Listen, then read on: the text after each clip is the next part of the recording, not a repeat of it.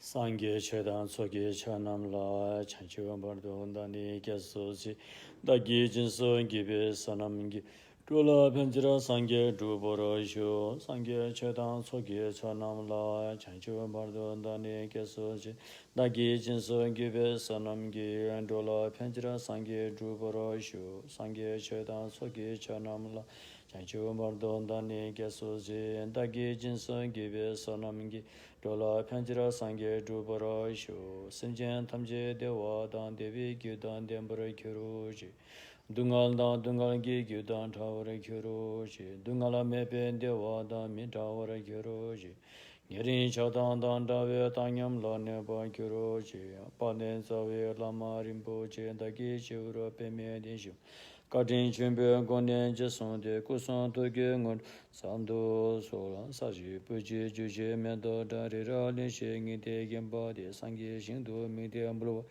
Takun Namdo Shindu Chobrasho Guru Buddha Bodhisattva Sapari Vara Ratna Mandala Puja Me Samundra Sparana Samaye Ho Simjanam Ki Sambadang Luye Cheta Chetawa Chachon Tomba Deva Cheki Korola Korondu So सम्पूर्ण प्राणीहरू हितलाई कल्याण तथा सम्य सम्बुद्धि गर्न प्राप्त गरेर मनसायको साथमा सद्धम्म देशना सुनिदिनु हुन विनम्र अनुरोध गर्दछु। महायान सूत्र अलङ्कारको धम्म देशनामा अहिले हामी महायान सूत्र अलङ्कारको 21औं परिच्छेद अध्यायमा आइसकेका छौं र यस अध्याय परिच्छेदले के बताउँछ भन्दाखेरि बुद्ध बोधिसत्वहरूले प्राप्त गर्नुभएको सद्गुणहरूलाई बताउँदछ। जब जब साधक साधिकाले बुद्ध धम्म सङ्घको शरणम गच्छामि भएपछि समस्त प्राणीहरूलाई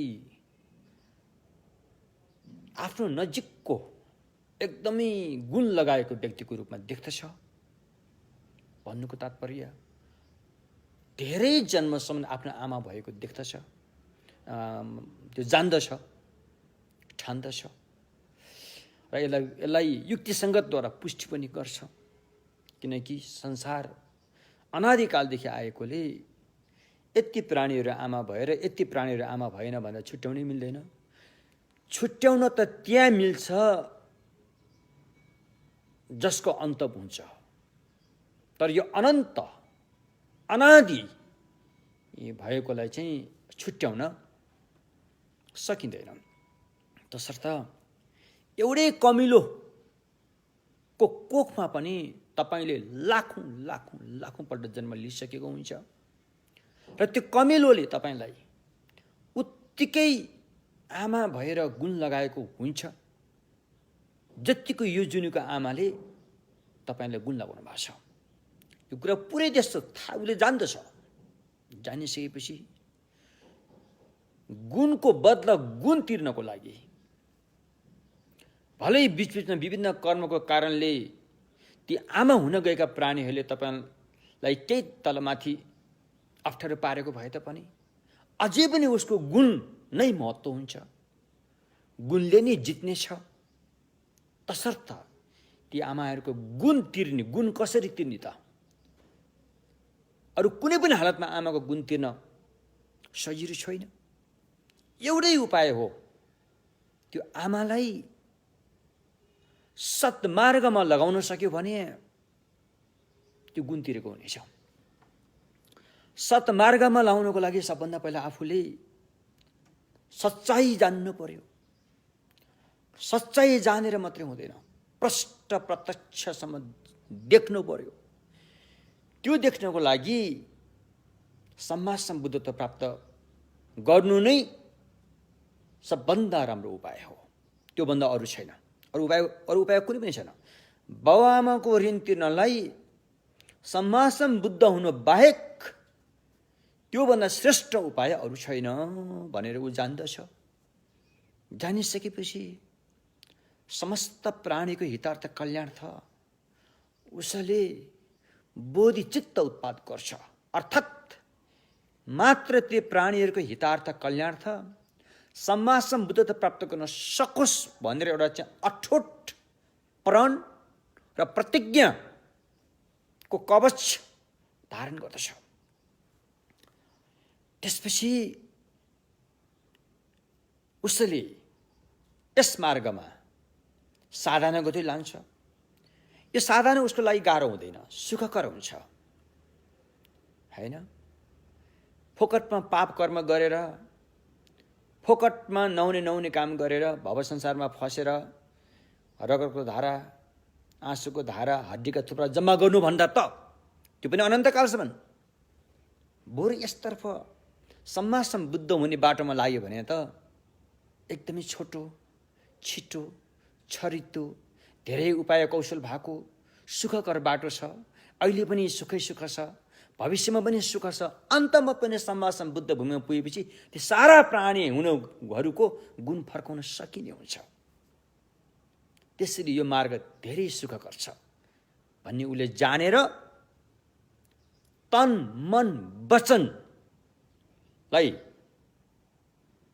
यस साधनामा समर्पित गरेर ऊ अगाडि बढ्दछ। यसरी अगाडि बढ्दै जाँदाखेरि मार्ग भूमिहरू चाहिँ अतिक्रमण गर्दै माथि माथि माथि जान्छ। जब जब माथि माथि जान्छ तब तब उसमा विशेष किसिमका ती पवित्र सद्गुणहरू उत्पन्न हुँदै जानेछन्। र त्यही बारेमा चाहिँ अहिले यो 21औं महायान सूत्र अलङ्कारको अध्यायमा चाहिँ बताइएको छ। र बोधिसत्वहरूको बारेमा त भनिसकियो। अब सम्मा सम्भवन बुद्धको सद्गुणहरू के कस्ता हुन्छन् भन्ने बारेमा अहिले हामी बताउँदैछौँ। सम्मा सम्भवन बुद्धसँग भएका सद्गुणहरू कतिपय अन्य सामान्य व्यक्तिसँग भएको सद्गुण पनि भगवान बुद्धसँग हुन्छ।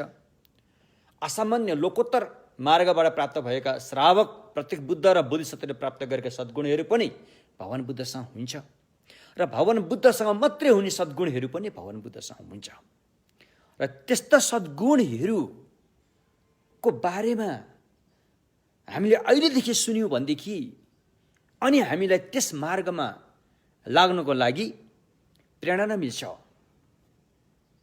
भगवान बुद्धको एउटा चाहिँ झिल्लप भनौँ कि एउटा शक्ति क्षमता भनौँ कि त्यो प्राप्त हुन्छ।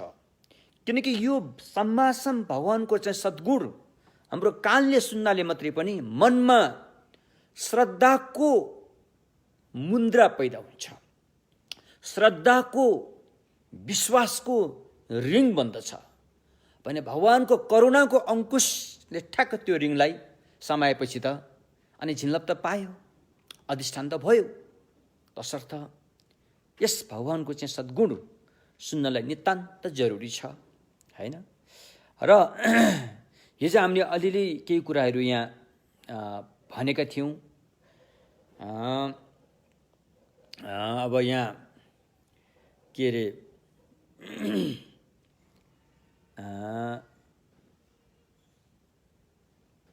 विमुक्ति,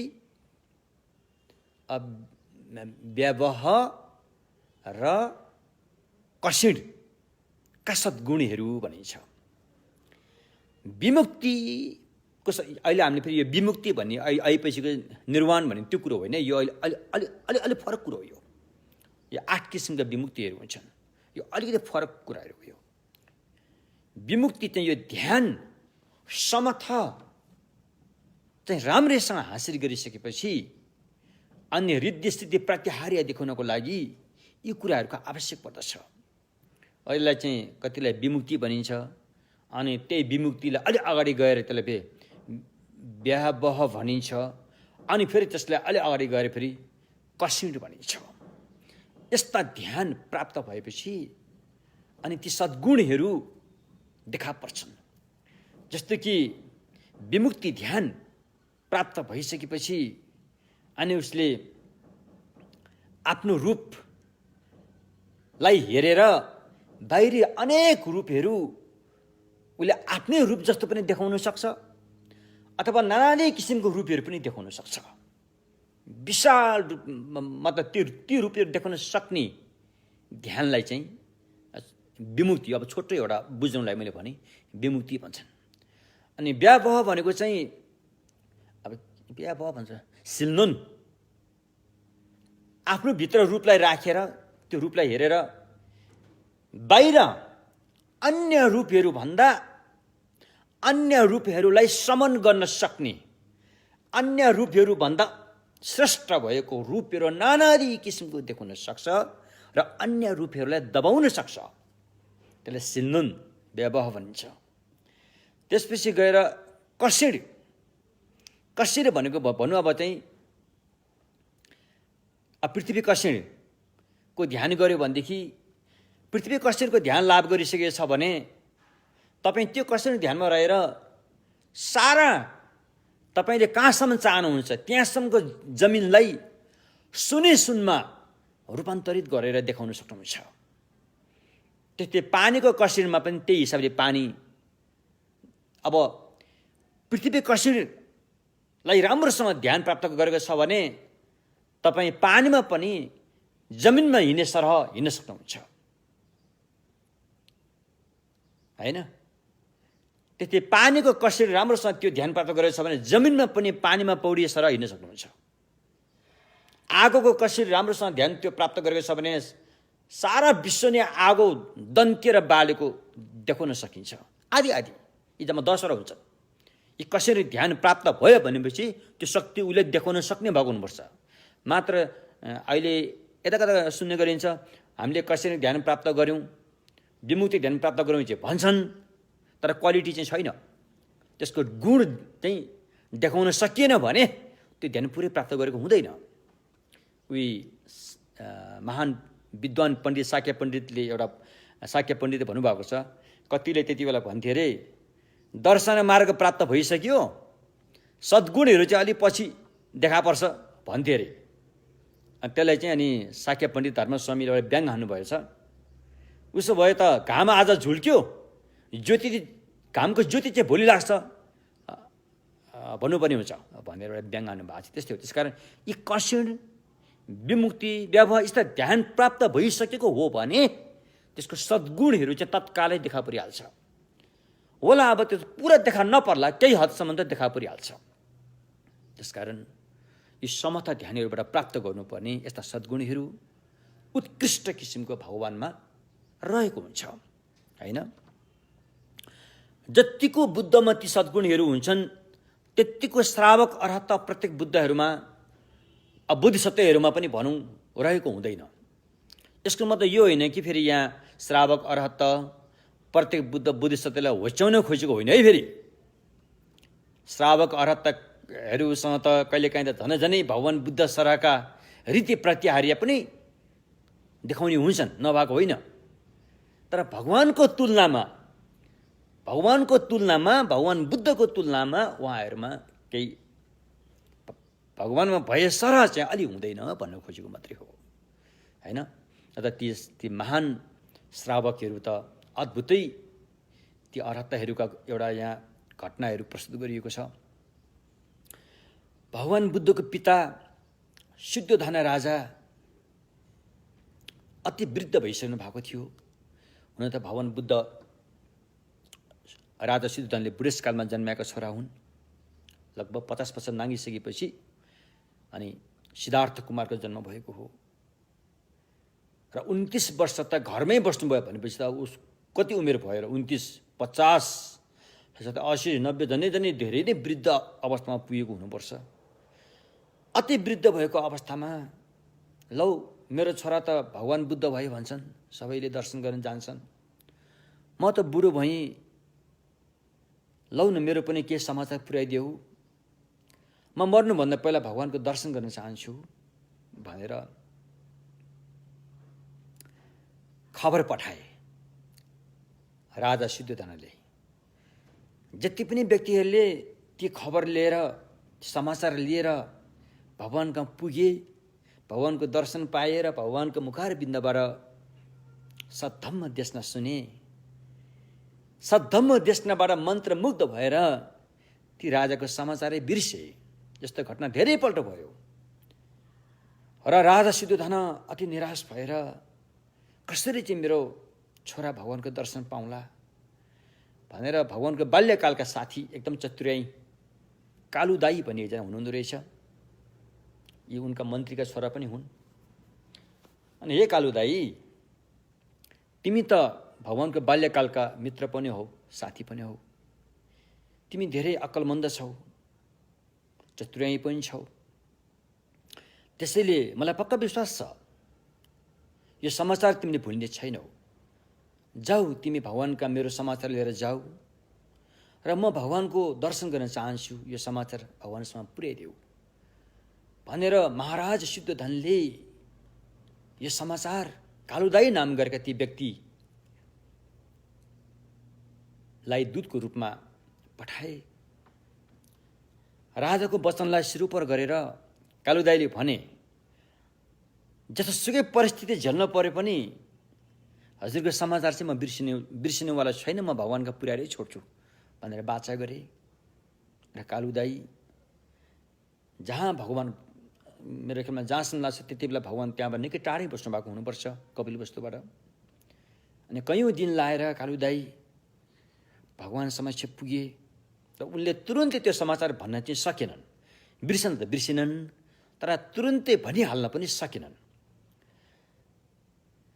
समयको मौका कुरेर बसे। कति बेला भगवान एक्लै भएको अवस्था पाउँ र भगवानलाई उहाँको पिताको समाचार भनौँ भनेर मौका कुरेर बस्दाखेरि एक दिन भगवान एक्लै बसेको अवसर कालुदाईले पाए।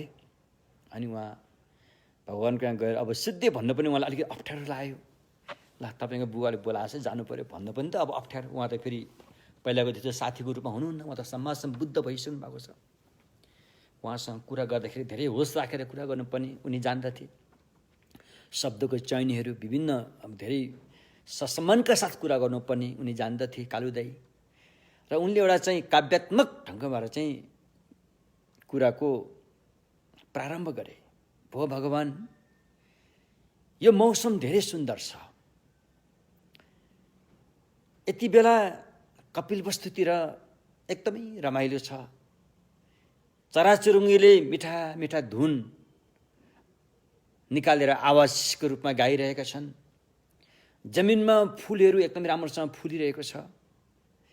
खेतमा बालीनाली सबै राम्रो भइरहेको छ।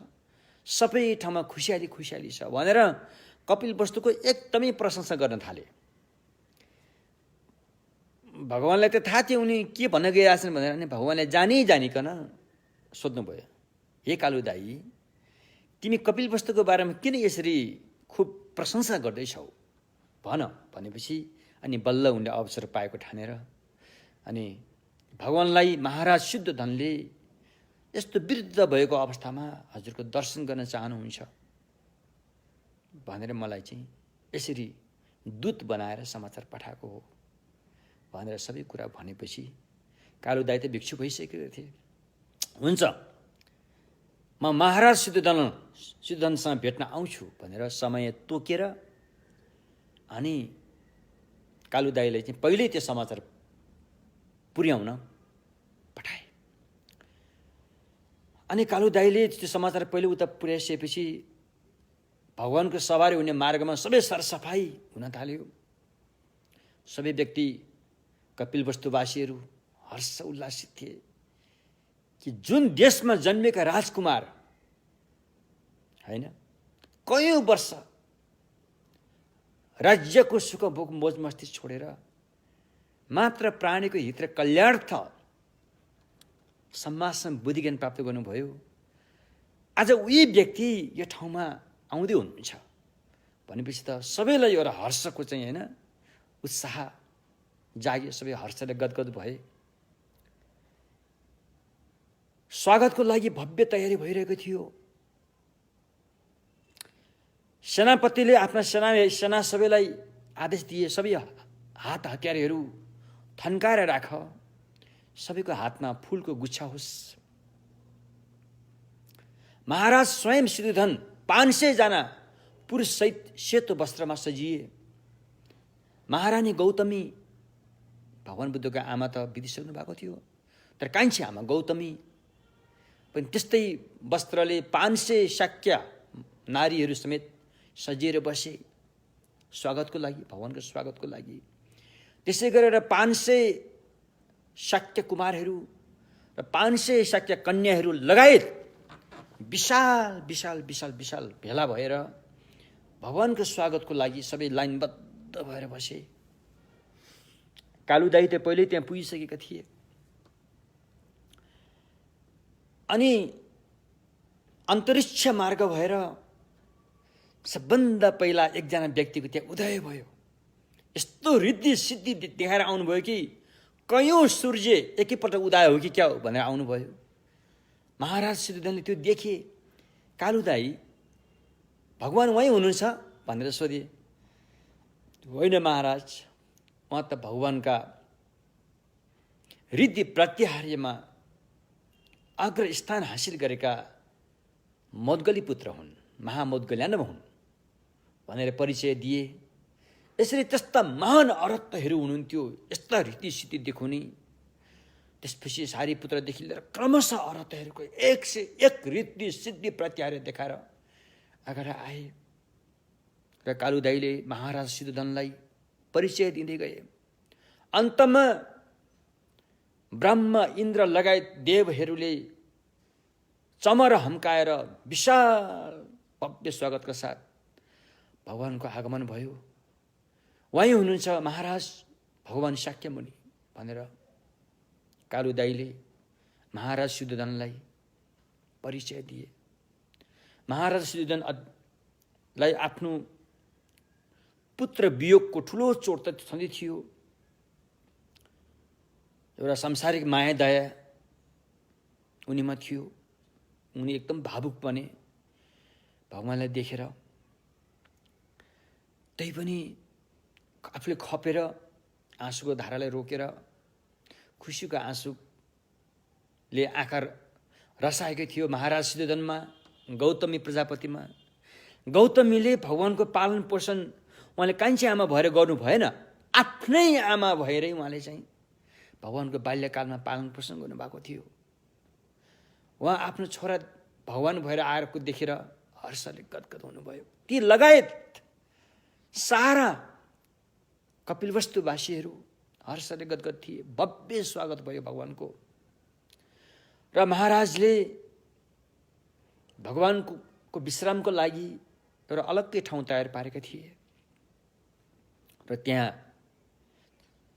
भगवान विराजमान हुनुभयो र सबैले भगवानको दर्शन गर्न आए। तर ती शाक्यहरू अलिकति घमण्डी पारेका थिए, अलि अभिमानी थिए र अलिकति शाक्यका अग्रजहरू ठुला बडाहरूले चाहिँ भगवानलाई शिर झुकाएर भगवानको चरणमा ढोगेनन् रे र आफ्ना बालबच्चा फुच्चेहरूलाई ए जाऊ ढोग भनेर अगाडि सार्दै गए रे।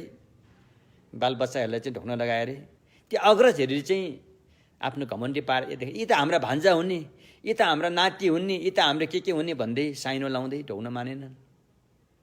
र सोही बेला भगवानले अन्तरिक्षमा गमन गरेर आफ्नो पैतालाको धुलो सबैतला झारिदिनु भयो। ती घमण्डी शाक्यहरूको सबै घमण्डीपन चकनाचुर भएर गयो। स्वयं भगवान बुद्धका पिता वृद्ध भइसक्नु हुनुभएका महाराज सिद्धोधनले भगवानलाई दण्डवत ढोक गरे, भगवानको चरणमा ढोक गरे। र जब महाराजले ढोक गरे सारा कपिलवस्तुवासीहरूले भगवानमा ढोक गरे, नमन गरे, सम्मान गरे। त्यति गरिसकेपछि त्यहाँ फेरि अर्को एउटा घटना के भयो भन्दाखेरि महाराज सिद्धोधनले यिनी त हाम्रै छोरा हुने, यिनकै देश त हो यो, यिनलाई राजदरबारमा आउनुहोस् भनेर निम्तो दिइरहने जरुरी छैन, यो उनकै दरबार त हो, आइहाल्छन् नि भनेर दरबारमा निम्तो नदिकनै उहाँहरू सबै आफ्नो ठाउँमा फर्केर गए। ठिक त्यसको भोलिपल्ट बिहानी पख उचित समयलाई ख्याल राखेर भगवान र वरिपरि अरहन्तका साथमा त्यति बेला भगवानसँग 20,000 भिक्षु महासङ्घहरू आएका थिए। कपिलवस्तु नगरमा भिक्षाटनको लागि भगवानको सवारी भयो। सारा कपिलवस्तुवासीहरू अचम्भित मानेर हेरिरहेका थिए। जुन देशका राजकुमार, जुन देशका राजा, सोही व्यक्ति आज भिक्षा पात्र लिएर भिक्षा ग्रहण गर्न हिँडिरहनु भएको छ भनेर कतिको आँखामा त आँसु पनि झरेर आयो, कतिलाई मन खल्लो भयो जस्तो पनि भयो, कतिलाई एकदमै श्रद्धा उत्पत्ति भयो। भगवानले प्राणीहरूको हित र कल्याणको लागि एउटा भिक्षाटनको माध्यमबाट दुखीको घरसम्म पुगेर उहाँहरूको हित गर्नको लागि भगवानले भिक्षाटन गर्नुभएको भन्ने कुरा पनि बुझेकाहरू पनि थिए। उनीहरू एकदमै श्रद्धा उत्पन्न भएर आयो उनीहरूमा। र यो दृश्य त्यहाँ भइरहँदाखेरि कपिलवस्तुको चाहिँ दरबारको एउटा आँखी झ्यालबाट यशोधरा भगवानको विवाह भएको थियो। पहिला दरबारमा बस्दाखेरि सर्वसुन्दरी यशोधरासँग उहाँको विवाह भएको थियो। एउटा छोरा पनि जन्मेको थियो, राहुल। र यशोधराले सबै मान्छे भगवानको दर्शन गर्न गए, तर उहाँ चाहिँ जानु भएन। सबैले भने हजुर पनि जाउँ भन्दाखेरि उहाँ मान्नु भएन, किनकि यदि उहाँ साक्षात् शाक्यमुनि भगवान हुनुभएको हो भने उहाँले मेरो मनको कुरा बुझ्नुहुन्छ, म उहाँ गइरहनु जरुरी छैन भनेर उहाँ जानु भएन। र यो दृश्य उहाँले पनि देख्नुभयो कि जुन देशको राजा हुनेवाला व्यक्ति आज सोही देशमा भिक्षाटनको लागि भिक्षा पात्र लिएर पाल्नु भएको छ। उनलाई अलिकति नमज्जा लाग्यो, खल्लो लाग्यो र आफ्नो छोरालाई भन्नुभयो, पुत्र ल हेर, त्यहाँ जसरी आकाशमा तारै तारा तारा तारा भएको बेलामा पूर्णिमाको जुन चम्किन्छ, त्यस्तै यी सारा भिक्षुगणको बीचमा जुन चन्द्रमा सरह अनुहार भएको दप दप दप दप बलिरहेको छ नि, त्यो तिम्रो पिता हुनुहुन्छ, तिम्रो बाउ हो भनेर आफ्नो छोरा राहुललाई परिचय दिनुभयो यशोधराले। र स्वयं यशोधरा कुद्दै कुद्दै आफ्नो ससुरा महाराज शुद्धोधन कहाँ गएर बिन्ती गर्नुभयो, महाराज हजुरको सुपुत्र आज भिक्षा पात्र लिएर कपिलवस्तु नगरीमा भिक्षाटन गर्दै हुनुहुन्छ। यो हाम्रो लागि राम्रो होइन, हाम्रो इज्जतमा केही न केही दाग लाग्छ, रोक्नुहोस् महाराज, रोक्नुहोस् भनेपछि राजा शुद्धोधन धुत्ती न टोपी गरेर हातमा हस्याङ फस्याङ गरेर जहाँ भगवान भिक्षाटन गरिरहनु भएको थियो त्यहाँ पुगेर, भगवान हजुरले किन यस्तो गर्नुहुन्छ? हामी त महासम्मत राजकुलका वंशबाट आएका हौँ, हाम्रो सन्तानले कहिले पनि यसरी भिक्षा मागेन। आज हजुरले भिक्षा मागेर किन यसरी हाम्रो इज्जतमा दाग लाउनु भयो? के मसँग यति सम्पत्ति छैन र? हजुरको यो 20,000 भिक्षुहरूलाई भोजन गराउने सम्पत्ति मसँग छैन र? छ नि मसँग भनेर भन्नुभयो। भगवानले आज्ञा भयो, महाराज तपाईको राजवंशमा भिक्षा माग्ने थिएनन् होला, तर मेरो वंशमा त थिए नि भनेर भन्नुभयो। महाराज अलिकति अकमक्किए, किन हजुरको वंश हाम्रो शाक्य वंश होइन र भन्दाखेरि मेरो वंश बुद्ध वंश हो। जसरी पहिलाका बुद्धहरूले प्राणीको हितार्थ कल्याणार्थ भिक्षाटन गर्दथे, त्यही अनुशासन मैले पनि अपनाएको हुँ। त्यसकारण मेरो वंश चाहिँ बुद्ध वंश हो भनेर उहाँले वंश नै मतलब अलग जस्तो गरिदिनु भयो नि भगवानले। त्यसपछि उसो भए आजैदेखि म हजुरलाई आमन्त्रित गर्छु, अब उपरान्त भिक्षा हजुर र हजुरको शिष्यहरूको लागि दरबारबाटै हुनेछ भनेर आमन्त्रण गरिसकेपछि मात्रै भगवान कपिलवस्तु नगरको जुन भव्य हंसावती दरबार भनी थियो त्यहाँ भगवान प्रस्थान गर्नुभयो। भव्य स्वागत भयो। सारा भिक्षुहरूलाई त्यहाँ स्वागत गरियो र कुरै कुरामा महाराजा शुद्धोधनले पुत्र वियोग भएको धेरै कुराहरू पोखे भगवानको समक्ष र उनले यो कुरा पनि भन्न बिर्सिनन् कि आफ्नो बुहारी यशोधराले धेरै गुण लगाएको कुराहरू पनि त्यहाँ राखे। भगवानप्रति पतिव्रत भएर अहिलेसम्म उनी निर्मल भएर बसेकी छिन्। भगवानले गेरु वस्त्र धारण गर्नुभयो भन्ने सुनेपछि उनले पनि गेरु वस्त्र नै धारण गरिन्। भगवानले दिनको भोजन एक छाक मात्रै खानुहुन्छ भन्ने सुनेपछि उनले दिनको भोजन पनि एक छाक मात्रै खाइन्। यस्तो किसिमले उनले पतिव्रता धर्म निभाउँदै आइन् भनेर एकदमै यशोधराको चाहिँ प्रशंसा गर्न थाले आफ्ना ससुरा महाराज शुद्धोधनले र अनुकम्पा गरेर भगवानले उनीलाई एकपल्ट दर्शन दिए हुन्थ्यो भनेर बिन्ती पनि चढाए। भगवानले आर्य मौन बसेर स्वीकार गर्नुभयो।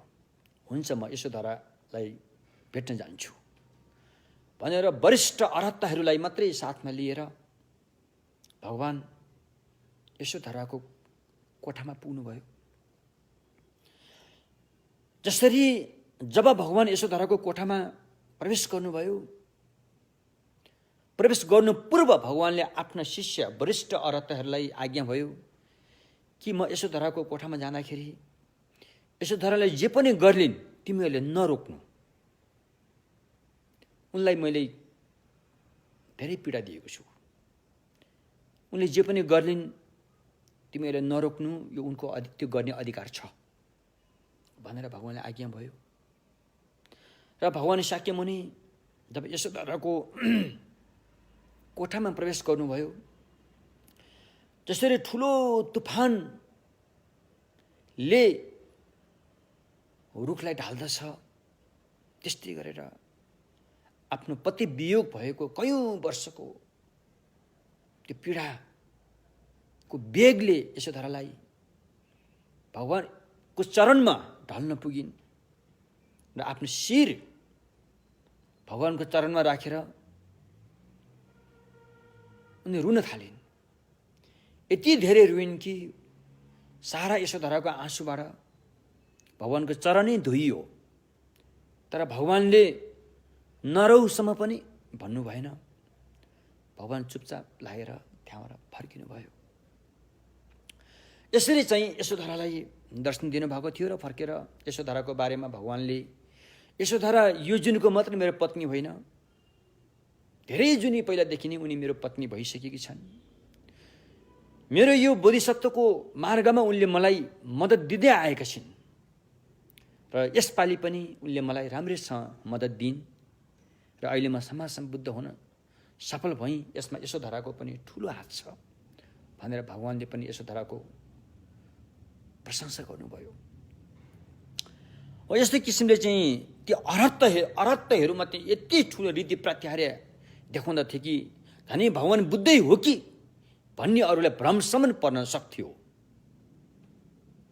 त्यस्तै भगवानको परिनिर्वाण भइसकेपछि पनि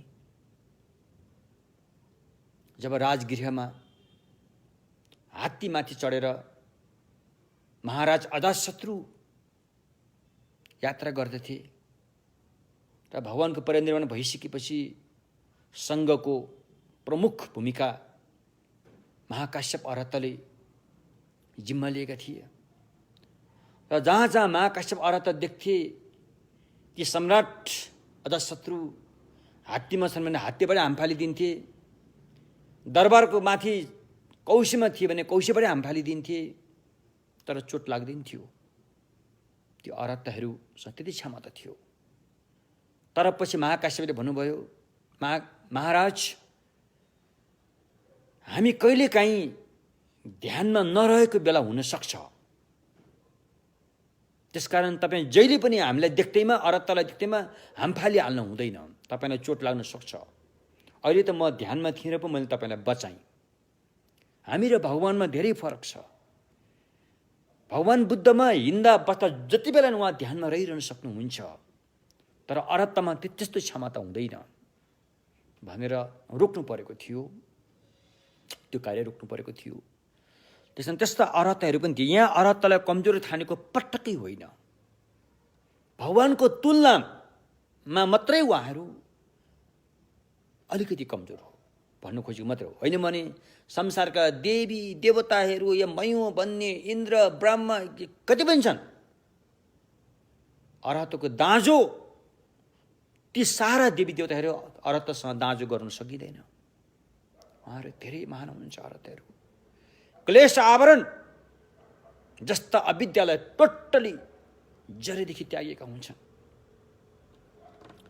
तर पनि भगवानको प्रशंसा गर्नको लागि, भगवानको गरिमा बढाउनको लागि मात्रै यहाँ अरहतलाई प्रस्तुत गरेको हो। अरहतलाई सानो ठानेको पटक्कै होइन। त्यसकारण धम्म मित्रहरूले कहिलेकाहीँ अप्ठ्यारो सोच्नु होला, योले किन अरहतलाई मात्रै किन अलिकति गरिरहन्छ भन्ने मलाई त्यस्तो होइन। अरहत होइन, अब समाज भगवान बुद्ध भन्दा होइन अरहतको सद्गुणहरूलाई यहाँ प्रस्तुत गरेर अनि भगवानको सद्गुण चाहिँ त्योभन्दा अलि माथिल्लो स्तरकै छ भनेर मात्रै भन्न खोजेको हो, अरू कुरो होइन। त्यसकारण यस्ता विमुक्ति ज्ञान होइन, विमुक्ति समाधि, व्यवहार समाधि र कसरी समाधिहरू त अन्य अरहतहरूसम्म नै हुन्छन्, तर भगवानसँग भएका यी समाधिहरू चाहिँ उत्कृष्टका हुन्थे, अरहतको भन्दा पनि उच्च कोटिको हुन्थ्यो भनेको हो। किनकि भगवान चाहिँ दुवै अविद्याबाट मुक्त हुनुहुन्छ। क्लेश आवरण नाम गरेको अविद्या र ज्ञेय आवरण नाम गरेको अविद्या, दुवै अविद्याबाट मुक्त हुनुहुन्छ भने अरहतहरू क्लेश आवरण नाम गरेको अविद्याबाट मात्रै मुक्त हुनुहुन्छ, न कि ज्ञेय आवरण नाम गरेको अविद्या। त्यसकारण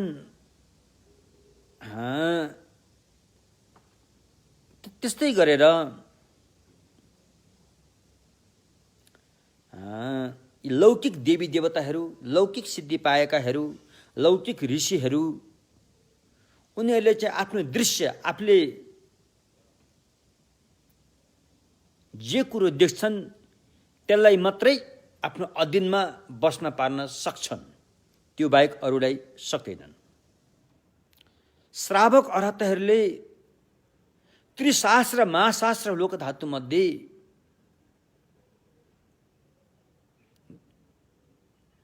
द्विशास्त्र महाशास्त्र लोकधातुलाई आफ्नो बसमा पार्न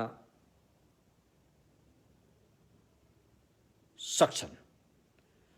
प्रत्येक बुद्धले त्रिशास्त्र लोकधातुलाई बसमा पार्न सक्छ भने भगवान सम्मासन बुद्धले त्रिशास्त्र महाशास्त्र मात्रै नभएर सारा लोकलाई आफ्नो बसमा पार्न सक्छन्। त्यस्तो ध्यानहरू प्राप्त गरेको हुन्छ भगवान बुद्धले। त्यस्तै कसिनको कुरा गर्ने हो भने, कसिन ध्यानको कुरा गर्ने हो भने यो कसिनहरू चाहिँ 10वटा हुन्छन्। कसिन भनेको चाहिँ फैलाउने होइन। लौकिक सिद्धि प्राप्त गरेकाहरूले थोरै मात्र जान्दछन्। श्रावक अरहत र प्रतीक बुद्ध अरहतहरूले लौकिकको भन्दा विस्तृत रूपमै, विशाल रूपमै जान्दछन् भने सम्मासम भगवान बुद्धको ज्ञानले सबै जान्नुपर्ने विषय धर्महरू जान्नुहुन्छ। किनकि उहाँको चित्त टोटली मुक्त भएको हुन्छ, सबै अज्ञानता अविद्याबाट मुक्त भएको हुन्छ होइन।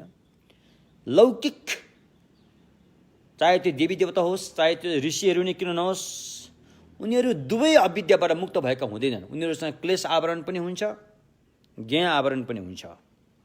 अनि श्रावक अर्हत र प्रत्येक बुद्ध क्लेश आवरणबाट टोटली मुक्त भएका हुन्छन् भने सम्मासम भगवान बुद्ध क्लेश आवरण र ज्ञान आवरण जस्ता अविद्या दुवैबाट मुक्त हुनुहुन्छ। त्यसैले भगवान बुद्ध धेरै उत्कृष्ट हुनुहुन्छ यस्ता ध्यानीहरूमा, हैन?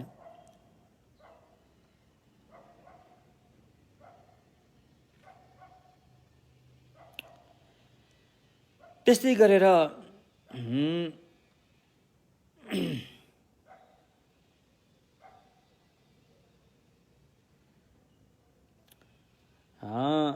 के अरे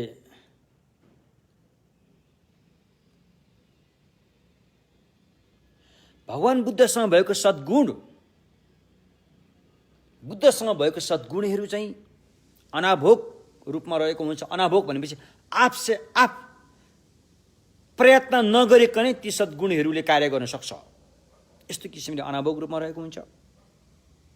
काहीँ पनि नअल्झिने गरिरहेको हुन्छ, काहीँ पनि नठोकिने गरिरहेको हुन्छ। सदा ध्यानमा रहिरहेर पनि, सदा समाधि ध्यानमा रहिरहेर पनि भगवानले उठ्ने, बस्ने, अरूलाई धम्मदेश सुनाउने कार्य पनि गरिरहनु सक्नुहुन्छ। यस महायान सूत्र अलङ्कार अनुसार सम्मासम भगवान बुद्ध भइसकेपछि समाधि ध्यानबाट कहिले पनि जागेको हुँदैन। समाधि ध्यानबाट नजागिकनै प्राणीको हितार्थ कल्याणार्थ सारा कामहरू गर्न सक्नुहुन्छ, जुन कुरो अन्य श्रावक अर्हतहरूले त्यो गर्न सकिँदैन। समाधि समाधिकै अवस्था हो, अरूलाई हित गर्दाखेरि जाग्नै पर्ने हुन्छ, त्यस्तो हो, हैन? त्यसकारण ती श्रावक अर्हत, प्रत्येक बुद्ध अर्हत र आर्य बोधिसत्वहरू भन्दा भगवानको सद्गुण धेरै उच्च कोटिको हुन्छ। त्यसो भएकोले आर्य श्रावक अर्हत प्रत्येक बुद्धहरूसँग पनि अचिन्तनीय सद्गुणहरू हुन्छन्। रिद्धि सिद्धि प्रात्याहार्य देखाउन सक्ने क्षमताहरू हुन्छ र आर्य बोधिसत्वहरूसँग झनै हुन्छ। तर भगवानको तुलनामा उहाँहरूको त्योभन्दा अलिक कमी नै हुन्छ, त्यस्तो। तसर्थ यस्ता ध्यानीहरूमा भगवानले निपुणता हासिल गरिसकेको हुन्छ। आदि आदि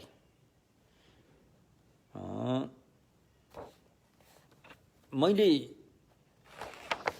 भगवानको सद्गुणको बारेमा यहाँ अहिले जुन भगवानको परिवारको बारेमा मैले बताउन चाहिँ, कति मित्रहरूलाई प्रश्न पनि उठ्यो होला, भगवानले किन बिहा गरेको होला, भगवान भइसकेपछि अनि भगवान हुने व्यक्तिले किन बच्चा जन्माएको होला भन्ने पनि प्रश्नहरू आउँछ होला। भगवान जन्मनसाथ उहाँको आफ्ना माता 7 दिनमै उहाँको देहान्त हुन्छ, किन यस्तो भएको होला भन्ने प्रश्न पनि आउँछ। यो धर्मता हो, यो प्रकृतिको नियम हो रे। यो जति पनि भगवान बुद्ध हुनेवाला व्यक्ति छ, उहाँहरू आमाको कोखमा 10 महिनासम्म पुरै बास बस्नुहुन्छ, पुरै 10 महिना बास बस्नुहुन्छ र मात्र आमाको आयु 7 दिन बाँकी रहेको अवस्थामा नै उहाँको जन्म हुन्छ। कि भोलि गृहस्थी त्यागेर जाँदाखेरि आमालाई समस्या नपरोस् भनेर आमाको आयु 7 दिन मात्रै रहेको बेलामा उहाँको जन्म हुन्छ। र जति पनि भगवान बुद्ध बन्नेवाला छन् सबैले विवाह गरेकै हुन्छ, विवाह गरेकै हुन्छ।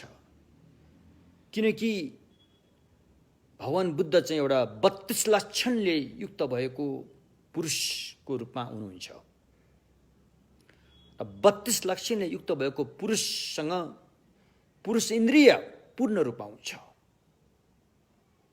र यदि विवाह नगर्ने हो भने त्यति बेला अरूले भन्लान्, यो त हिजरा थियो अथवा नपुंसक थियो र यसले घरबार छोडेर गयो भन्ने विभिन्न त्यस्ता हैन कारणले गर्दाखेरि पछि समस्या अरू प्राणीको हित गर्नलाई केही बाधा आउन सक्छ। त्यसकारण हरेक बुद्धहरूले विवाह गरेकै हुन्छन् र बच्चा जन्माएकै हुन्छन्। यो सबैको सबै बुद्ध अब यो अहिले यो कल्पलाई भद्रकल्प भनिन्छ। यस भद्रकल्पमा 1000 बुद्धहरूको उदय हुने कल्प हो। त्यसमध्ये चारवटा बुद्धहरूको त उदय भइसक्यो। कर्कुछन्द बुद्ध, कनकमुनि बुद्ध र काश्यप बुद्ध, अनि अहिले हाम्रा गुरु शाक्यमुनि बुद्धको उदय भइसकेको छ। उहाँहरू सबैले विवाह गर्नुभएको हुन्छ, उहाँहरूको सन्तान पनि हुन्छन् र गृहस्थी त्यागेर जान्छन्। र भविष्यका बुद्ध मैत्रेयदेखि लिएर यी सबै बुद्धहरूले पनि त्यस्तै अनुसार गर्ने हो। त्यसकारण शाक्यमुनि भगवान बुद्धलाई सम्मान नगर्ने कुनै पनि को चाहिँ होला र? त्यसकारण चाहे शाक्यमुनि भगवान बुद्धलाई अपमान, बाहिरबाट अपमानै गरे तापनि भित्र मनैमनबाट चाहिँ उहाँको सम्मान भइरहेको हुन्छ। जस्तै अहिले हाम्रो नेपालका अग्रजहरू गण्यमान्य बुद्ध धर्ममै नलागेका तापनि हैन, उनीहरूले बाहिर मुखबाट बुद्धलाई जतिसुकै केही व्यक्तिहरूले होच्याउन खोजे तापनि भित्र मनैमनबाट बुद्धको प्रशंसा नै गरिरहेका हुन्छन् तिनीहरूले। चाहे उनी आफ्नो भगवानको अवतार हुन् भनेर होस्, चाहे के होस् भनेर होस्, बुद्धलाई प्रशंसा नै गरिरहेका हुन्छन्। त्यसकारण बुद्ध भन्ने व्यक्ति कुनै एउटा साम्प्रदायिक व्यक्ति त्यस्तो होइन। समस्त प्राणीहरूलाई सच्चाइको बाटो देखाउने सद्गुरु, महान गुरु हुनुहुन्छ हैन। त्यसो भएकोले आजको युग, अब आजदेखि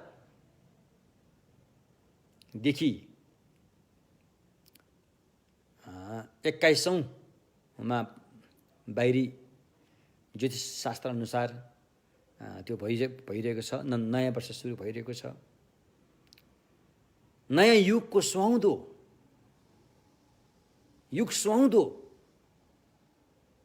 हैन, वैज्ञानिकसँग कुम ठोकेर कुरा गर्न सक्ने धम्म चाहिँ यो बुद्ध धर्म हो रहेछ भन्ने कुरा स्पष्टै छ। त्यसकारण अब यस महायान सूत्र अलङ्कारको धम्म देख्न अब सक्नै लागिसकेको छ। धेरै छैन, मेरो ख्यालमा केही दिनमा सकिन्छ होला। अब हामी भगवान बुद्धको केही गुणगानहरू गर्दैछौँ, त्यसपछि यस महायान सूत्र अलङ्कारको धम्म देख्न सकिन्छ। त्यसपछिको धम्म देख्न हामी हेरौँ अगाडि कसरी बन्ने हो, विचार गरौँला।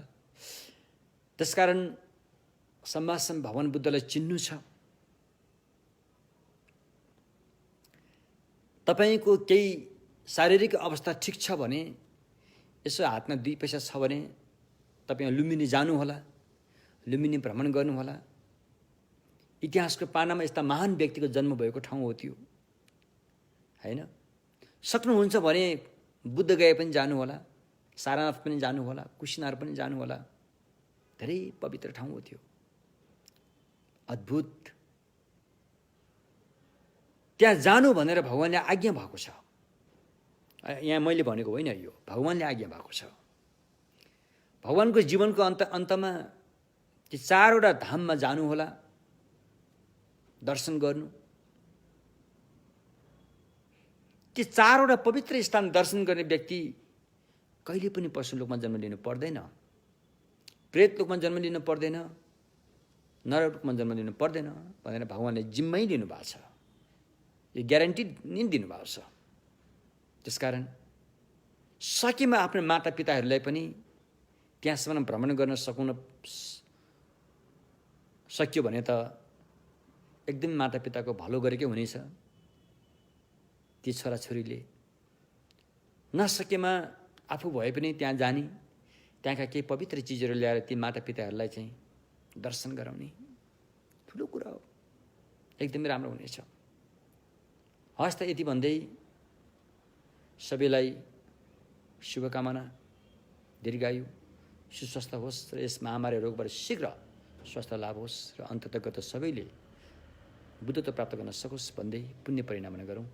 सनम दिए थम्जे शिवा ङे थम्ने ङे बे दाना फम्जे ने केगा नाजे बलन ठुबाई सिबे सोलेन रोवान ढोलो वराइशो।